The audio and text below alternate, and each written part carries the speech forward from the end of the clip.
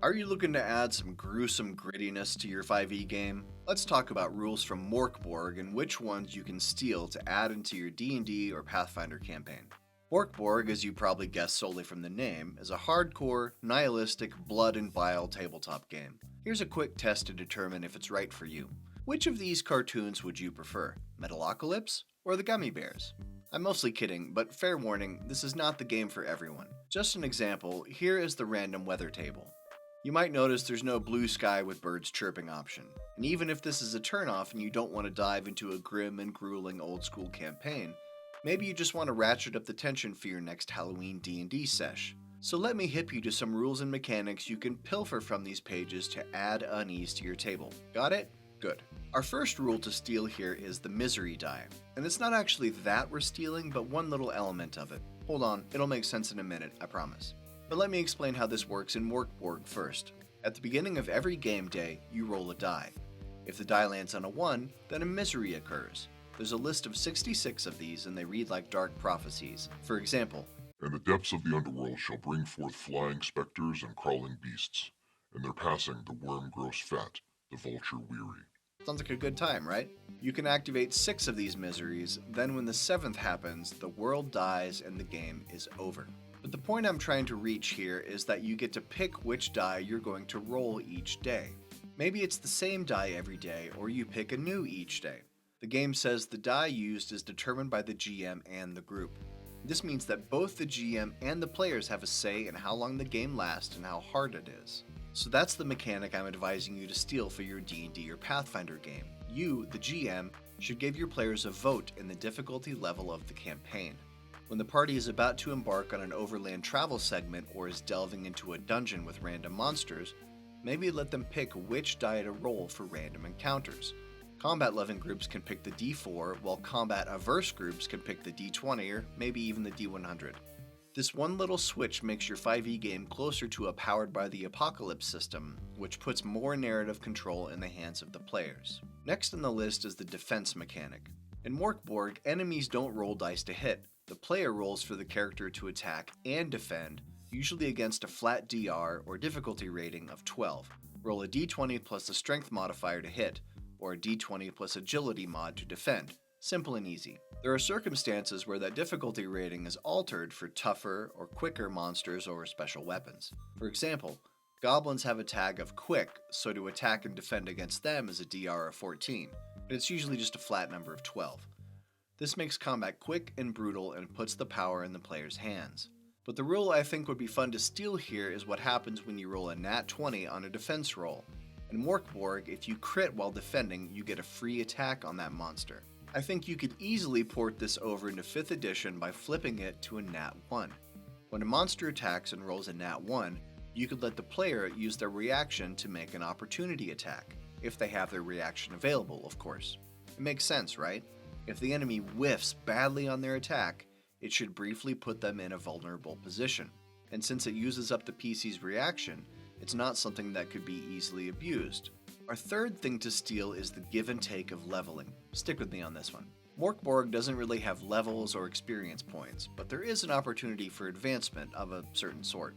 And since this game is all about random misery, bleakness, and the like, when you level, it could be good or bad. There's a system for gaining hit points. Roll 6d10. If the result is equal to or greater than your current maximum HP, increase it by d6. I like this because it sets an upper limit hit point curve in that you're much more likely to gain HP the first few times you do this. At higher quote-unquote levels, you're less likely to roll above your max. Also, you can roll to see if you gain treasure, and you can also roll to improve your stats, but here's the kicker. You could roll low and actually take a penalty to one of your stats. It's hardcore.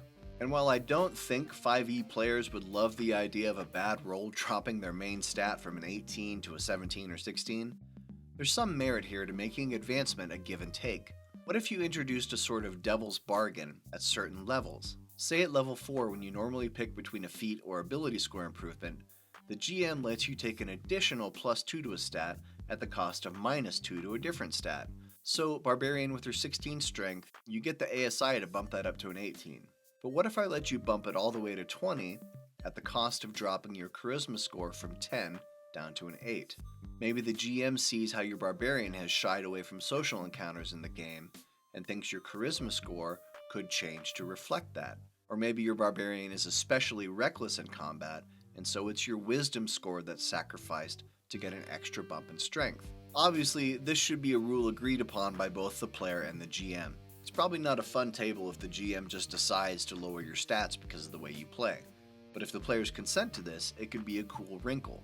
D&D and Pathfinder are games about making tough choices. This seems like one to consider at your table, especially when there's a narrative element to changing stats. Our next burgle-worthy rule is about power resource management. This is another one that'll take me a second to explain. Morkborg is a low magic world and players get powers instead of magic, and it mostly comes from reading scrolls you have or find. But the thing I like about how this works is that there's a very specific number of times you can use your powers each day. The game says roll presence plus a d4 every morning to determine how many times you can use your powers that day. And so you know at the beginning of every game day you can attempt to cast 5 balls of fire or 5 lightning bolts or whatever your roll was. I like this because it gives you a bit more confidence in how to dole out your limited resources. Of course, you don't necessarily know how many monster encounters you're going to have in a day, but you do know that whether it's 2 combats or 4, I get 5 fireballs for the whole day, and that's it. In D&D, not only do you not know how many encounters you'll have, you don't know when you're going to be able to rest. And this sometimes makes deciding whether or not to use your abilities and burn your spell slots kind of arbitrary. And so the rule I'm advising that you steal, Game Master, is essentially consistency. I think it's a good thing for players to get a general understanding of roughly how many encounters they're going to face in a day, every day, and how often they're going to be able to take short or long rests. Obviously, you'll want some randomness to your encounter schedule, and sometimes you'll want to put the players through the ringer by not letting them rest after combats. You know that situation where everyone's low on HP, and the casters are down to just cantrips, then a horde of undead comes skulking around the corner? When used sparingly, that's a tense situation. And I do firmly believe that a big chunk of the fun of the game comes from those tough decisions about whether or not to save that high-level spell slot. But when there's no rhyme or reason to resting or encounter frequency, that can become frustrating. I considered talking about the omens mechanic for this video, but it's basically like a luck die, which I've covered in other videos. So go watch those. Anyway, I think this is a good place to stop, since talking about this game too much kind of makes my skin crawl. If that's the sort of game you enjoy, then Morkborg might be for you. If you're just looking to add a bit of bleak flavor to your next session, then consider stealing some of these rules as drop-ins. Either way, I feel like I need to go take a shower now. Until next time, this is GM Jim. Go out there and fulfill the prophecy to bring about the end of the world. And have fun doing it.